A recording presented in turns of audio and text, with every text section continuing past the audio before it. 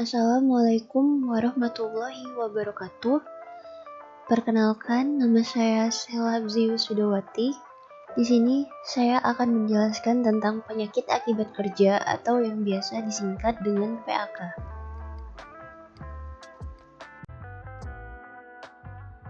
Apa sih itu PAK? Penyakit akibat kerja atau yang biasa disingkat dengan PAK merupakan suatu penyakit yang disebabkan oleh pekerjaan, alat kerja, bahan, proses, maupun lingkungan kerja. PAK atau penyakit akibat kerja adalah penyakit yang disebabkan oleh pekerjaan atau lingkungan kerja. Terdapat dalam Permenaker nomor 1/Men/1981 yang akan berakibat cacat sebagian maupun total. Adapun terdapat dalam Kepres RI nomor 22 tahun 1993 adalah penyakit yang disebabkan pekerjaan atau lingkungan kerja. Ada 5 faktor penyebab penyakit akibat kerja. Yang pertama ada faktor fisik, yang kedua ada faktor kimia, yang ketiga ada faktor biologis, yang keempat ada faktor fisiologis, dan yang terakhir ada faktor psikososial. Kita bahas dari yang pertama yaitu faktor fisik. Faktor fisik ini disebabkan oleh suara bising, radiasi, suhu baik panas atau dingin, tekanan yang sangat tinggi, vibrasi, dan penerangan lampu yang kurang baik. Yang kedua yaitu faktor kimia. Faktor kimia ini biasanya disebabkan oleh bahan kimiawi yang digunakan dalam proses kerja maupun yang terdapat dalam lingkungan kerja, dapat berbentuk debu, uap, gas, larutan, awan, atau kabut, dan bahan beracun serta berbahaya atau radioaktif seperti amoniak. Yang ketiga ada faktor biologis. Faktor biologis ini biasanya disebabkan oleh bakteri, virus, jamur, binatang, dan tanaman.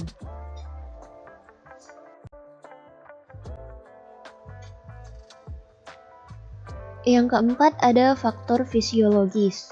Faktor fisiologis ini biasanya disebabkan oleh penataan tempat kerja, cara kerja, alat kerja, lingkungan kerja yang salah, dan konstruksi yang salah. Adapun yang terakhir, faktor psikososial. Ini biasanya lingkungan kerja yang mengakibatkan stres psikis, monotoni kerja dan tidak nyaman, tuntutan pekerjaan, hubungan kerja yang kurang baik, dan upah kerja yang kurang.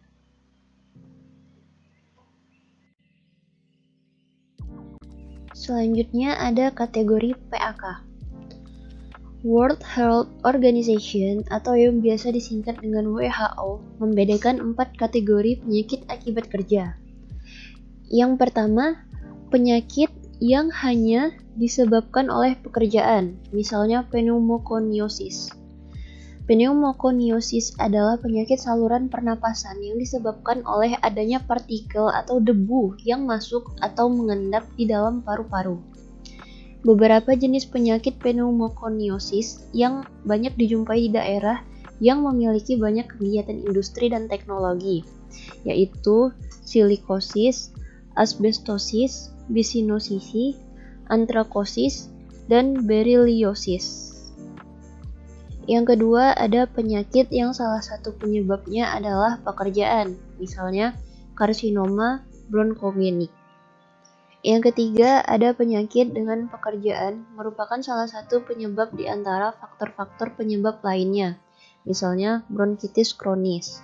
Dan yang terakhir adalah penyakit di mana pekerjaan memperberat suatu kondisi yang sudah ada sebelumnya, misalnya asma.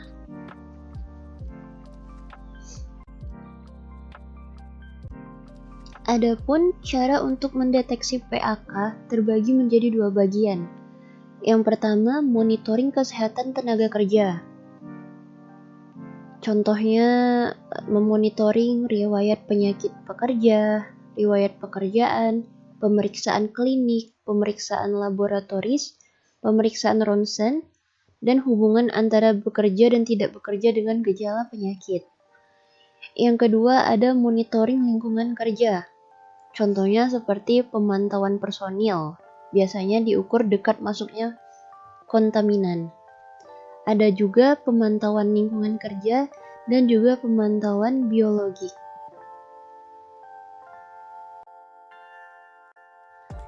Terdapat beberapa pencegahan PAK atau penyakit akibat kerja. Yang pertama, perencanaan pembuatan tempat kerja. Yang kedua, pengukuran faktor bahaya. Yang ketiga, pengendalian terhadap faktor biologik. Yang keempat, penggunaan sistem APD atau alat pelindung diri. Dan yang kelima ialah program-program K3 atau keselamatan dan kesehatan kerja. Adapun pencegahan penyakit akibat kerja menurut ILO atau International Labour Organization, yang pertama ialah peraturan perundangan, yang kedua standarisasi, yang ketiga pengawasan, yang keempat pelatihan, dan yang terakhir adalah asuransi. Baik, ini saja yang dapat saya sampaikan. Saya harap semoga dengan adanya video ini kita semua jadi lebih mengerti tentang apa sih itu PAK, faktor-faktor PAK, macam-macam PAK, cara mendeteksi PAK, dan juga cara mencegah terjadinya PAK. Sekian penjelasan dari saya. Apabila saya ada salah kata, saya mohon maaf. Kepada Allah saya mohon ampun. Wassalamualaikum warahmatullahi wabarakatuh.